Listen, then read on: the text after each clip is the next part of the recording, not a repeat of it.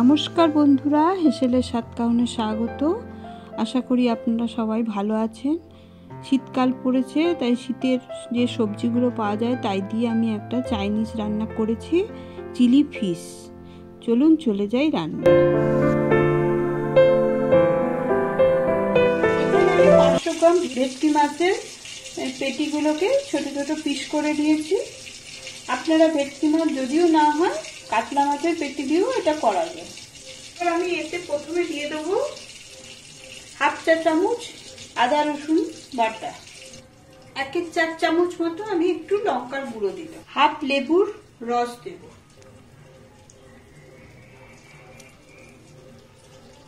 1/4 চামচ মতো আমি গোলমরিচের গুঁড়ো দিলাম। এই মাছটা ম্যারিনেট করার সময় আমি নুন ব্যবহার করব না। নুন ব্যবহার করলে মাছ থেকে জলটা বেরিয়ে যায়, ফলে যখন মাছটা ভাজা হবে তখন মাছটা জুসি থাকবে না, সেই জন্য আমি নুন ব্যবহার করলাম না। এই কটা দিয়ে ম্যারিনেট করে এটাকে আমি 20 মিনিট মতো ঢাকা দিয়ে আমি একটা বাটি নিয়েছি, এর মধ্যে আমি কর্নফ্লাওয়ার দিয়ে দিচ্ছি, 3 টেবিল চামচ মতো কর্নফ্লাওয়ার দিয়ে দিলাম, 1 টেবিল চামচ অ্যারারুট দিলাম, 1/4 চামচ মতো আমি গোলমরিচ গুঁড়ো দিয়ে দিলাম, 1/2 চামচ নুন দিয়ে দিলাম। এবার এটাকে একটা ঘন ব্যাটার তৈরি করতে হবে। আমার ব্যাটারটা ভালো করে তুলে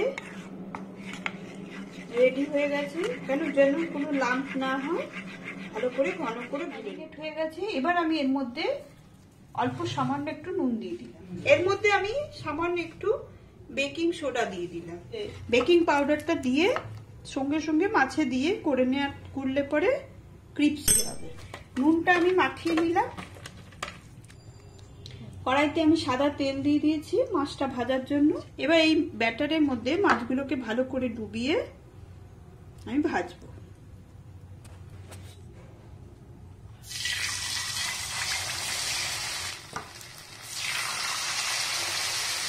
এই মাছগুলো উল্টে দিয়ে ভালো করে ভেজে নিতে হবে দুপিস। এইভাবে আমি সমস্ত মাছগুলো ভেজে নেব। আমার এই মাছগুলো সোনালি করে ভাজা হয়ে গেছে, তুলে নিই।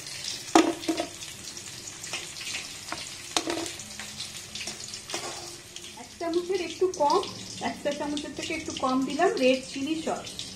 গ্রিন চিলি সস দিলেও চলবে। নিয়ে নিচ্ছি চিলি ভিনিগার 1.5 চা চামচ মতো, সোয়া সস 1 চা চামচ মতো, টমেটো সস দিয়ে দিচ্ছি 2 চা চামচ মতো। এটাকে ভালো করে মিক্স করে নিতে হবে। আমি যেটা মাছগুলো ভেজেছিলাম সেখান থেকে এক্সট্রা তেলটা তুলে নিয়ে এখানে আমি 4 চা চামচ মতো তেল রেখে এবার তার মধ্যে আমি দিয়ে দিচ্ছি আদা কুচি, 1/2 চামচ আদা কুচি, 1/2 চামচ রসুন কুচি। এই রান্নাটা পুরো হাই ফ্লেমে হবে। এবার আমি এর মধ্যে দিয়ে দিচ্ছি 1.5 খানা পেঁয়াজ চৌকো চৌকো করে কেটে ভালো করে তেলে নেড়ে নিতে হবে। এবার আমি দিয়ে দিচ্ছি 1/2 খানা ক্যাপসিকাম, সমস্ত চৌকো করে কাটা। এবার দিয়ে দিচ্ছি একটা গোটা টমেটো। এবার হাই ফ্লেমে এটাকে ভালো করে নাড়তে হবে। হাই ফ্লেমে চাইনিজ রান্না সাধারণত হাই ফ্লেমে হয় ক্রাঞ্চিনেসের জন্য। আর চিলি চিকেন বা চিলি ফিশটা সাধারণত সবজিগুলো একটু ক্রাঞ্চি ভাব থাকলে খেতে খুব ভালো লাগে। এর মধ্যে সামান্য একটু নুন দিয়ে দিলাম, কালারটা ধরে রাখার জন্য অল্প চিনি দিয়ে দিলাম। এর মধ্যে আমি সসটা আবার দিয়ে দিচ্ছি। সসটা আমি গুলে রেখেছিলাম, কারণ একটা একটা করে সস দিতে গেলে অনেক সময় পুড়ে যাওয়ার সম্ভাবনা থাকে, সেই জন্য একটা বাটিতে আগে গুলে নিলে ভালো হয়।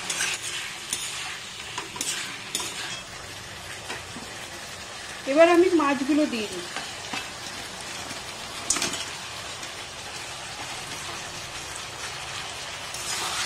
ভালো করে মিক্স করে দিই। সমস্ত সসটা ভালো করে মিক্স করে নিতে হবে। ফ্লেমটা কিন্তু হাই থাকবে, নাহলে মাছগুলোর যে একটা ক্রাঞ্চিনেস আছে সেটা নষ্ট হয়ে যায়। যেটা দিয়ে আমি মাছগুলো ভেজেছিলাম সেইখান থেকে আমি খানিকটা কর্নফ্লাওয়ারের ব্যাটার তুলে রেখেছিলাম, সেটাকে একটু জল দিয়ে পাতলা করে নিয়েছি। এবার এটাকে আমি দিয়ে দেবো। এবার এটাকে অনবরত নাড়তে হবে, নাহলে লাম্প হয়ে যাবে।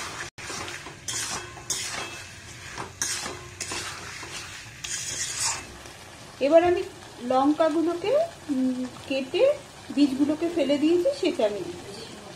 গ্যাসের ফ্লেমটা বন্ধ করে আমার তৈরি হয়ে গেল চিলি ফিশ।